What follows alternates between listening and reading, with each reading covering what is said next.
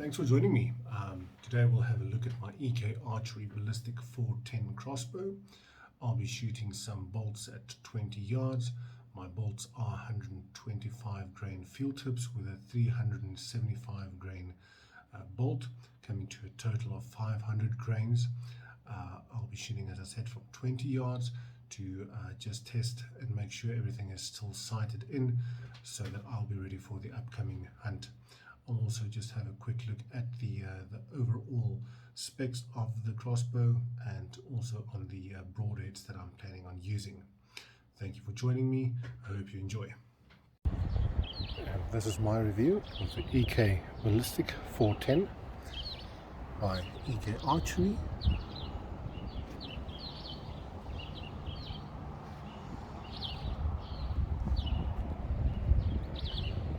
The package comes standard with a 4x32 scope, anti-dry fire, cocking rope,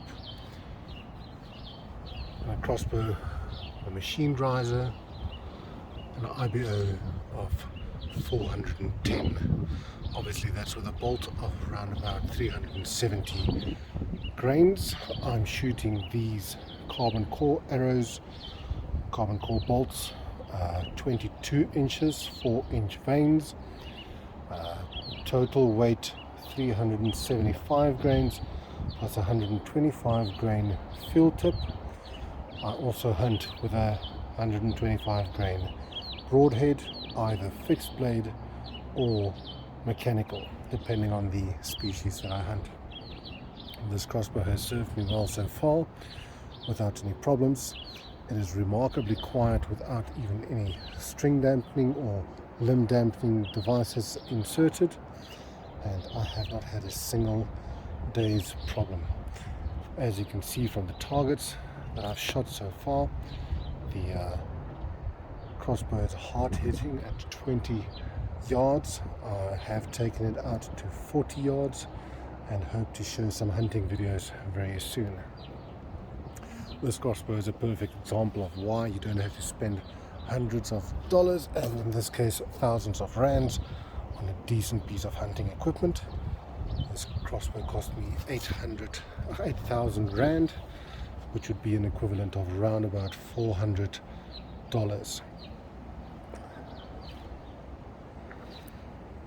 The stock can move out. Simply remove it, move the cheek weld,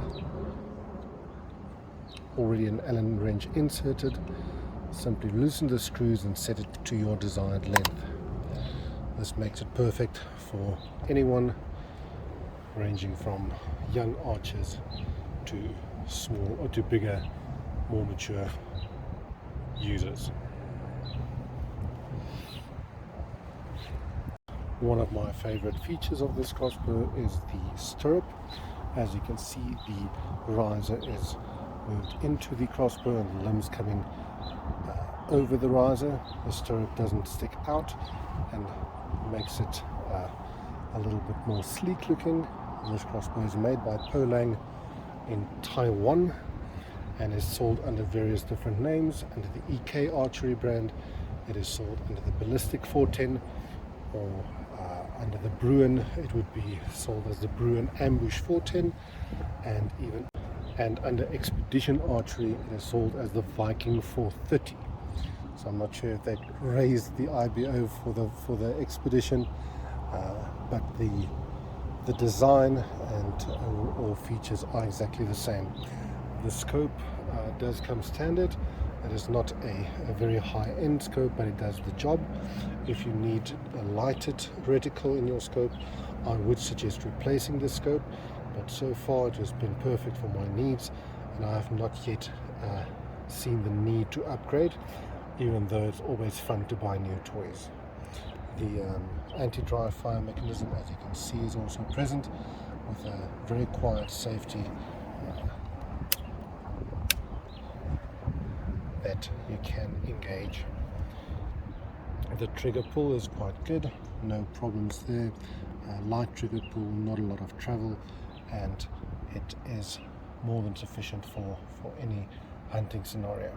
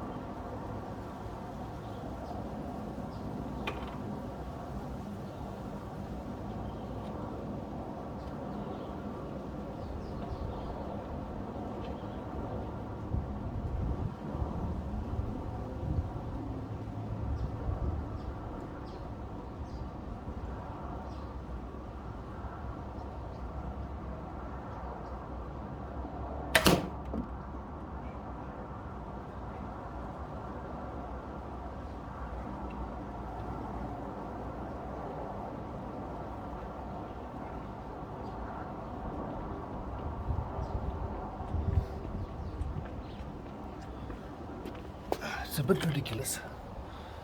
When you're shooting, you can't see your arrow, and there it is, through the target.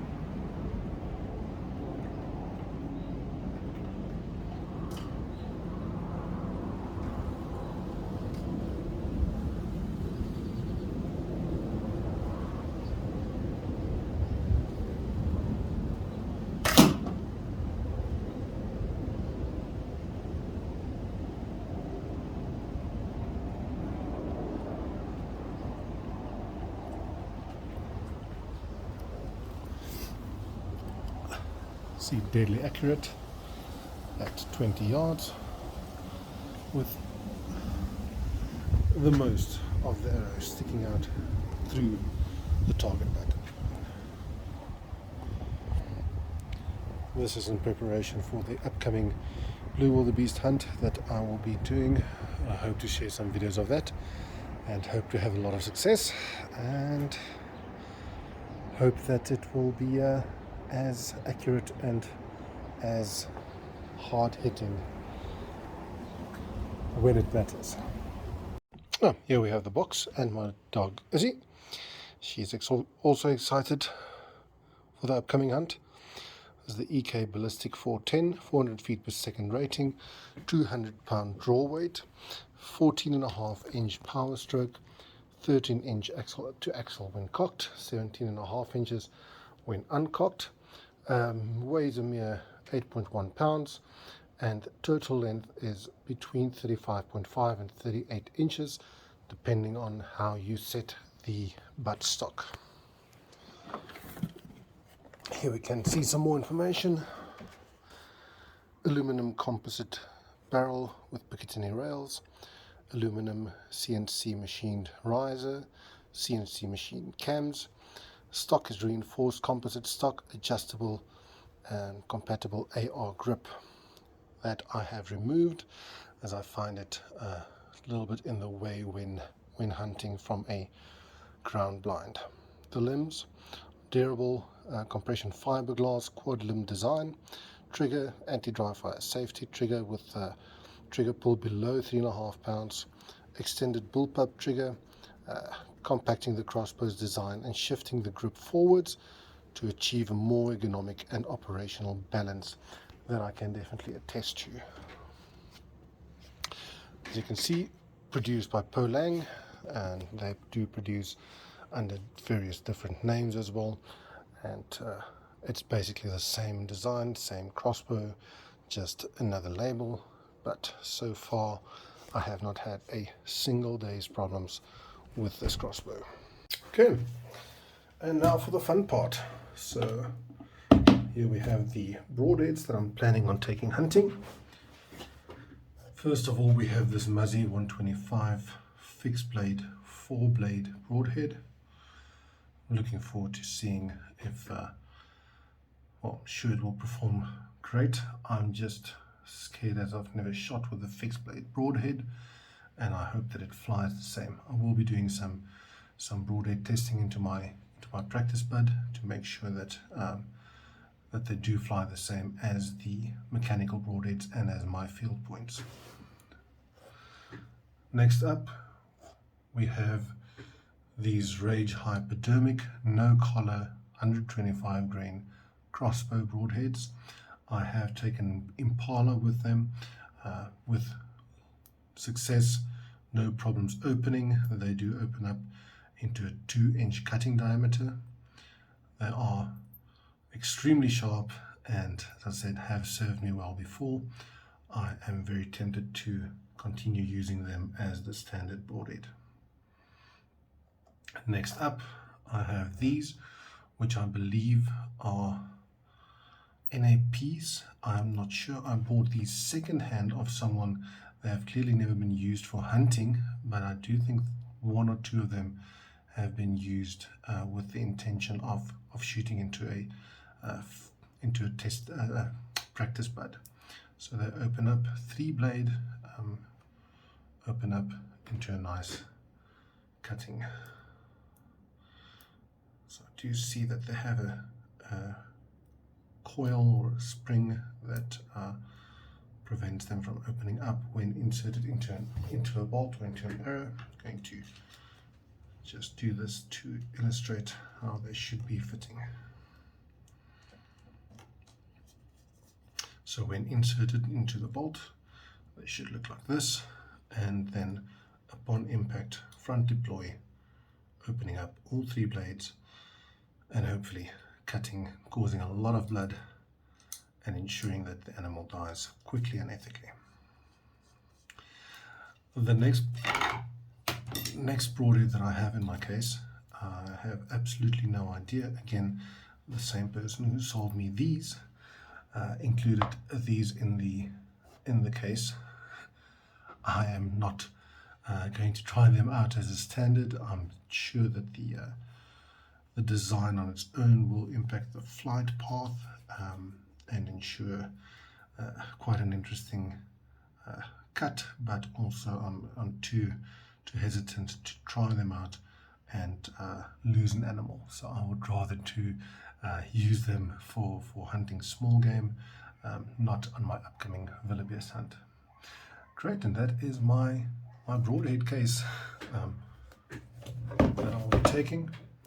I hope to have a lot of success. As I said, my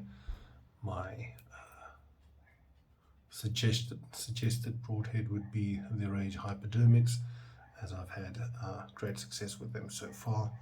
But I'm also very tempted to try out these Muzzy 125 grains. These broadheads are all 125 grains, and I hope they all perform as they should. Excellent, thank you for joining me, and I hope you enjoyed that video. I hope to share some videos of the upcoming hunt and also share that with you. Thanks so much, and see you soon.